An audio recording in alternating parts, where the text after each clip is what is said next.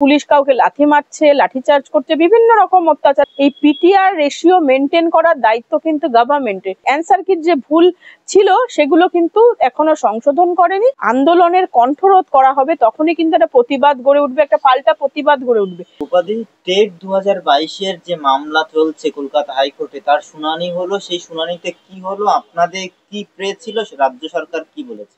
দেখুন, এই মামলার শুনানি একাধিক দিন ধরে চলছে এবং এই যে টেট 2022 যে পরীক্ষাটি হয়েছিল সেখানে দেখা গেছে যে অনেক ক্ষেত্রেই যে অ্যান্সার কিটা পাবলিশ করেছিল প্রাইমারি বোর্ড, সেখানে অ্যান্সার কিটে হয়তো সঠিক উত্তরটা হতো অপশন এ, কিন্তু সেখানে অ্যান্সার কিটে দেওয়া হলো সঠিক উত্তরটা অপশন সি। স্বাভাবিকভাবেই যে ধরুন সঠিক প্রশ্নের উত্তর দিয়েছে কিন্তু সে নাম্বারগুলো পায়নি, স্বাভাবিকভাবেই ওখানে যে রিভ্যালিউশন পদ্ধতি, সেই রিভ্যালিউশন পদ্ধতি কিন্তু ত্রুটিপূর্ণ ছিল। এবং সেই জন্যই আমরা যারা ক্যান্ডিডেট রয়েছে তাদের দাবি ছিল যে এই যে খাতাটি সঠিকভাবে মূল্যায়ন করে তাদের যে প্রাপ্য নাম্বার, সঠিক প্রশ্নের উত্তর দিয়েও তারা যেহেতু নাম্বারগুলো পায়নি, তাদের সঠিক নাম্বারটা তাদেরকে দিয়ে তাদের কোয়ালিফাই বলে ডিক্লেয়ার করা হোক। এক্ষেত্রে দেখা গেছে একটি না একাধিক প্রশ্ন এরকম অ্যান্সার কি ভুল এসছে এবং সেখানে কিন্তু একাধিক মামলা পেন্ডিং এবং এই মামলা দীর্ঘদিন ধরে হিয়ারিং হয়েছে। এবং প্রথম যে প্রেয়ার গুলো ছিল যে একজন এক্সপার্ট অ্যাপয়েন্ট করে এই যে অ্যান্সার কিটা দেওয়া হয়েছে সেটি সঠিক না ঠিক বেঠিক সেটা আগে ডিসাইড করা, সেখানে কিন্তু আমাদের যে প্রিলিমিনারি প্রেয়ার ছিল যে এক্সপার্ট অ্যাপয়েন্ট করা, সেই প্রেয়ার অলরেডি কিন্তু সেটা কনসিডার হয়েছে। সেক্ষেত্রে হাইকোর্ট কিন্তু অর্ডার দিয়েছে যে এক্সপার্ট অ্যাপয়েন্ট করার জন্য এবং সেই এক্সপার্টে কারা কারা, সেই এক্সপার্ট কমিটিতে কারা কারা থাকবে সেটাও কিন্তু নির্দিষ্ট করে দিয়েছে, প্রথমে সিঙ্গেল বেঞ্চ তারপরে ডিভিশন বেঞ্চ। এবং সেক্ষেত্রে বর্তমানে সেই যে এক্সপার্ট কমিটির কথা বলা হয়েছে, সেই এক্সপার্ট কমিটি তাদের রিপোর্ট জমা দেবে, একটি নির্দিষ্ট টাইম দেওয়া হয়েছিল এবং সেই রিপোর্ট কিন্তু এখনো পর্যন্ত সবার পায়নি। এবং সেক্ষেত্রে যাতে রিপোর্টটা সবাই পায় এবং এই রিপোর্টে যে পর্যবেক্ষণগুলো থাকবে, যে প্রশ্নের উত্তরগুলো থাকবে, সেগুলোকে কনসিডার করে ইমিডিয়েটলি যাতে এই ক্যান্ডিডেট গুলোকে কোয়ালিফাই বলে ডিক্লেয়ার করা হয়, সের জন্য কিন্তু ব্যবস্থা নেওয়ার কথাই বলা হয়েছে এবং সেটাই কিন্তু বারবার কোর্টের কাছে প্রেয়ার করা হয়েছে। এবং যেহেতু একটি ভাষা শোনা যাচ্ছে নিয়োগ প্রক্রিয়ার নোটিফিকেশন হতে পারে প্রাইমারির ক্ষেত্রে, সেই জন্যই কিন্তু এই ক্যান্ডিডেটরা আরো কনসার্ন যে যদি কোনো নতুন নিয়োগ প্রক্রিয়ার নিয়োগ যে বিজ্ঞপ্তি সেটা যদি বেরিয়ে যায়, তাহলে যেহেতু তারা টেট কোয়ালিফাই করছে না, যেহেতু বোর্ড তার সঠিক যে কাজ ছিল সেটা করতে পারেনি, তাদের ইনঅ্যাকশনের কারণে তারা ডিপ্রাইভ হতে পারে। এর আগে দেখেছেন টেট 2014-তেও সেম ঘটনা ঘটেছে, সেখানেও কিন্তু 6টি প্রশ্ন ভুল ছিল এবং তারপরে অনেকে সেই 6টা প্রশ্নের অ্যান্সার পেয়ে কিন্তু অনেকে পরবর্তীতে চাকরি পেয়েছে। সেই দেখেও কিন্তু প্রাইমারি বোর্ড শিক্ষা নেয়নি। দ্রুততার সঙ্গে এই যে প্রশ্নের অ্যান্সার কিট যে ভুল ছিল সেগুলো কিন্তু এখনো সংশোধন করেনি এবং তার মাঝখানেই যদি কোনো নিয়োগ বিজ্ঞপ্তি হয় যাতে এরা ডিপ্রাইভ না হয় সেটা কিন্তু কোর্টের কাছে বলা হয়েছে এবং কোর্ট বলেছে যে যেহেতু ভেকেশন আছে ইমিডিয়েটলি শুনানি করানো হবে। দেখা যাক আগামী দিনে শুনানিতে কি হয়। এবং আমরা চাইবো এই যে এই টেটের এই 2022 সালে যে টেটটি হয়েছে সেই টেটে যারা সঠিক মূল্যায়নের ফলে যারা কোয়ালিফাই বলে ডিক্লেয়ার হতে পারে তাদেরকে যেন কনসিডার করা হয়, আগামী যে বিজ্ঞপ্তিটি হবে নিয়োগের জন্য সেখানে যাতে কনসিডার করা হয় সেটা আমরা চেষ্টা করব। টেট 2022-এর যারা উত্তীর্ণরা রয়েছেন তারা রাস্তায় নামছেন এবং 50,000 শূন্য পদের দাবি তুলছেন। বলা শোনা যাচ্ছে বা খবর আসছে যে 13,500 শূন্যপদ ঘোষণা হতে পারে বা ঘোষণা হতে চলেছে 22 এবং 23 উভয়ের ক্ষেত্রে।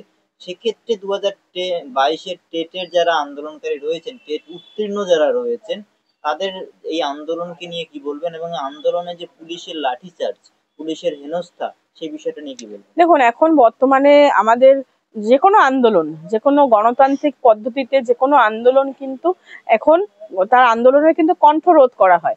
সেখানে কিন্তু নির্মম বিভিন্ন ঘটনা ঘটতে দেখবেন, অত্যাচারের ঘটনা দেখবেন, যে পুলিশ কাউকে লাথি মারছে, লাঠিচার্জ করছে, বিভিন্ন রকম অত্যাচারের ঘটনা আপনি দেখবেন। এটা কিন্তু খুব কমন হয়ে গেছে। কেউ যদি তার ন্যায্য দাবি নিয়ে রাস্তায় নামে এবং সেটা যদি শান্তিপূর্ণভাবে গণতান্ত্রিক পদ্ধতিতে যদি কেউ সেই আন্দোলন করে, সেই আন্দোলনে কিন্তু কেউ এভাবে হস্তক্ষেপ করতে পারে না, সেটা কিন্তু বাধা দিতে পারে না, এটা কিন্তু তার মৌলিক অধিকারের মধ্যে পড়ে। কিন্তু পুলিশ তারপরেও সেখানে বাধা দেয়, নিশ্চিতভাবে সেখানে কোনো ইনস্ট্রাকশন থাকে তাদের ওপর মহল থেকে, তাই তারা স্বতঃপ্রণোদিত ভাবে এসে এইরকম অত্যাচার করে। এইরকম ঘটনা কিন্তু খুবই নিন্দনীয়, প্রথম কথা। দ্বিতীয় হচ্ছে যে আন্দোলনের কথা আপনি বললেন, নিশ্চিতভাবে সেখানে আমাদের, আপনি জানেন যে আমাদের রাজ্যে এবং তথা ভারতবর্ষে 8টি অ্যাক্ট আছে। 8টি অ্যাক্ট 2009-এ যে প্রভিশন গুলো আছে সেখানে কিন্তু স্পষ্ট বলা আছে পিটিআর রেশিও মেনটেন করার কথা বলা আছে, অর্থাৎ পিউপিল টিচার রেশিও, মানে হচ্ছে একজন কতজন স্টুডেন্টের এগেনস্টে কতজন টিচার থাকবে, কোন প্রাইমারি সেকশনে কতজন স্টুডেন্ট ভর্তি থাকলে সেখানে কতজন টিচার প্রয়োজনীয়, সেই সব কিন্তু বর্ণিত আছে। এই পিটিআর রেশিও মেনটেন করার দায়িত্ব কিন্তু গভর্নমেন্টের।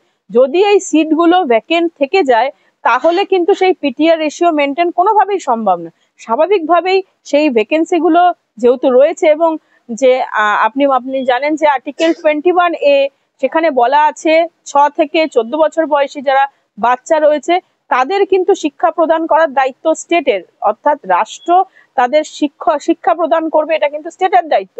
খুব স্বাভাবিকভাবেই 8টি অ্যাক্ট যদি না মানা হয়, এই ভ্যাকেন্সি গুলো যদি ফিল আপ না করে, সেই পিটিআর রেশিও কিন্তু কোনোভাবেই মেনটেন সম্ভব নয়।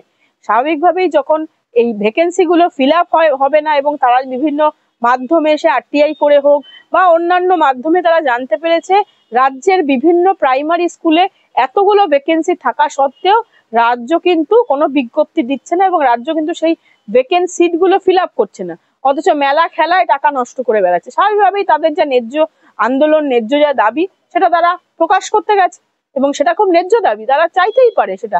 সেটা রাজ্যের যদি মনে হয় যে সেটা কনসিডার করার মতন করবে, যদি মনে হয় কনসিডার করার মতন নয় করবেন না, কিন্তু তার জন্য এইভাবে লাঠিচার্জ কোনোভাবেই করা যায় না।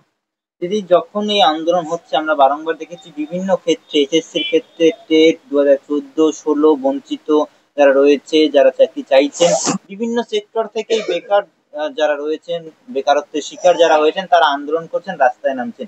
এমন একটা সময় এই যুবতীরা রাস্তায় নামছেন যখন যে আন্দোলন আমরা নিকটবর্তী রাষ্ট্র নেপাল এবং বাংলাদেশের ক্ষেত্রে দেখেছি, তারপরে আমাদের দেশে লাদাখেও সাম্প্রতিক সময়ে আমরা দেখেছি গতকালই সেখানে একটি ঘটনা ঘটেছে যে রাস্তায় ছাত্র যুবরা রাস্তায় নেমে পড়েছে এবং আন্দোলন শুরু করেছে। তো এই সময় দাঁড়িয়ে এই রাজ্যের পশ্চিমবঙ্গের এই যে আন্দোলন, এই আন্দোলনকে কোন চোখে দেখছেন? দেখুন, যতক্ষণ গণতন্ত্রে আন্দোলন থাকবে, যতক্ষণ সেই আন্দোলনের কণ্ঠরোধ করা হবে না, ততক্ষণ কিন্তু গণতন্ত্রের জন্যই ভালো এবং যারা ধরুন শাসন ক্ষমতায় রয়েছে তাদের জন্য ভালো। যখন এই আন্দোলনের কণ্ঠরোধ করা হবে তখনই কিন্তু একটা প্রতিবাদ গড়ে উঠবে, একটা পাল্টা প্রতিবাদ গড়ে উঠবে। তারই কিন্তু ফল আপনি বিভিন্ন আমাদের প্রতিবেশী যে রাষ্ট্রগুলো রয়েছে সেখানে দেখবেন। সেখানেও কিন্তু যে আন্দোলনগুলো করতে যাওয়া হয়েছিল বা আন্দোলন করার চেষ্টা করেছিল, সেখানে যদি তারা ওই বসে সেটা মিটিয়ে নেওয়ার চেষ্টা করতো, একটা মিডওয়ে ভাবতো বা ধরুন সলিউশনের পথে যদি যেত, তাহলে কিন্তু এই পার্শ্ববর্তী যে রাষ্ট্রগুলোর যে পরিণতি হয়েছে সেগুলো কিন্তু দেখতে হতো না তাদেরকে। আমারও মনে হয় রাজ্য সরকার ইমিডিয়েটলি বা ধরুন যে বোর্ড রয়েছে, প্রাইমারি বোর্ড, যার যে পক্ষের যে ক্ষেত্রে যখন কোনো জনগণ বা ধরুন কোনো আনএমপ্লয়েড ইউথ যদি সেখানে আন্দোলনে যায়, আমার মনে হয় তাদের সঙ্গে সেটা আলোচনা করে সেটা সমাধান করা উচিত। এভাবে লাঠিচার্জ করে তাদের কণ্ঠরোধ করে কখনোই এভাবে কোনো আন্দোলনকে থামানো যায়নি, যাবেও না।